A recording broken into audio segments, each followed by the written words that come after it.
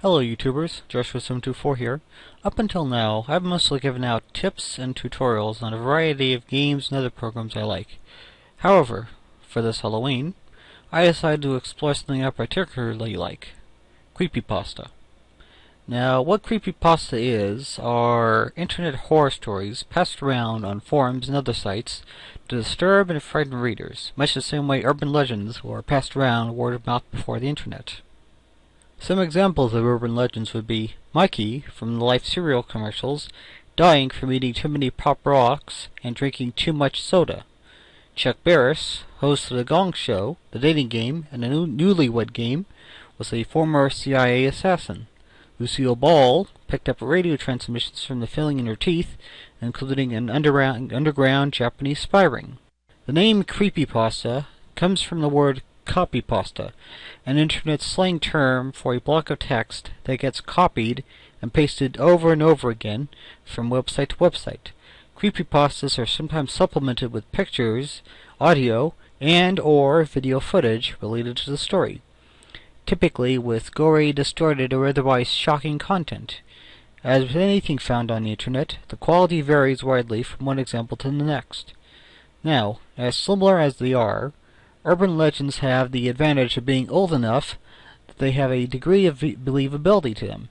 Creepypastas, even though there are quite a few good ones out there, have to be creative enough for people to wonder, could this really have happened? Other than that, they make for some really good creepy stories to share around a campfire or at a sleepover. Some creepypastas are based on some rather creepy things found in video games. For example, GTA's Ratman, the ghosts that appear sometimes on the Halo servers, Fallout 3's number stations. Some people even make creepypasta horror stories about certain games, either because they love the game so much that they honor it in their own creative way, or they hate it to the point that they want to make something sinister out of it. For example, Sonic.exe, which is what I am wearing, and the Tails Doll Curse. However, some creepypastas can be explained away just by some educated guesswork. In Super Mario Galaxy, if you go to the Shiverburn Galaxy, look around at the sides of the level, and you'll notice some figures standing on a mountain. No explanation was ever given as to what they were. One savvy hacker managed to break into the game codes and discovered that the files for that area were called Beyond Hell Valley and Hell Valley Trees. The name of the file is based off of an English translation of the original Japanese file. With this in mind, one can surmise that there was originally a level called Hell Valley, or Hell Valley Galaxy, but for one reason or another, that level was removed or just renamed to Shiverburn Galaxy, and the associated files were left unrenamed and even used for other galaxies. Now, some people think Hell Valley is the name of the galaxy in the Japanese version. A fan of the game played the Japanese version of the game and translated the Japanese name for the level: Kachikochi Lava Galaxy. I looked up Kachikochi to see if I could find a meaning for it. Kachi means winds. Kochi means easterly. Now, even if you compensate by reversing the verb in the noun, it still doesn't entirely make sense. So some further translation is required.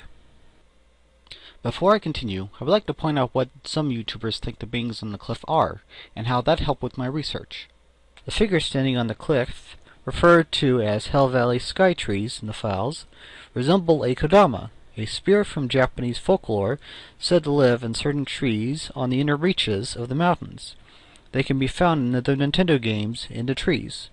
Adding to this, I decided to try to find some transliteration of the name Hell Valley to see if there was a deeper meaning in the Japanese language. After some research, I discovered that the Japanese Christians used the kanji for yami to refer to hell. As such, if we assume the hack files were mistranslated and actually mean yami, or land of the dead, Then it would explain what appeared to be Kodama on the mountain ridge. On the Sonic CD, there is what is called Sound Test. You complete an objective, and you unlock a music track that is played with the picture. The music track is a piece of music that is played in-game. The picture would be some random image created to be funny, cute, artistic, or bizarre. One of the more bizarre sound tests is revealed when you type in the following numbers.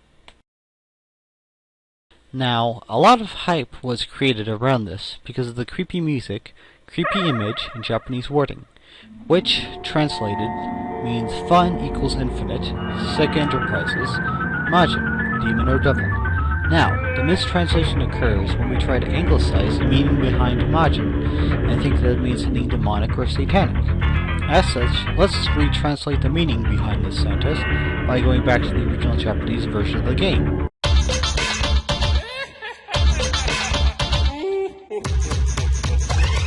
Well, first of all, the music isn't as creepy to listen to, and after examination of the lyrics, the music has no sinister meaning behind it. So, on to the picture.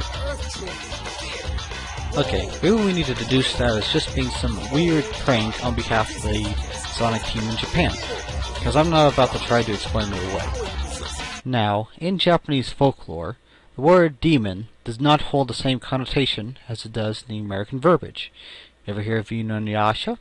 He was a demon dog.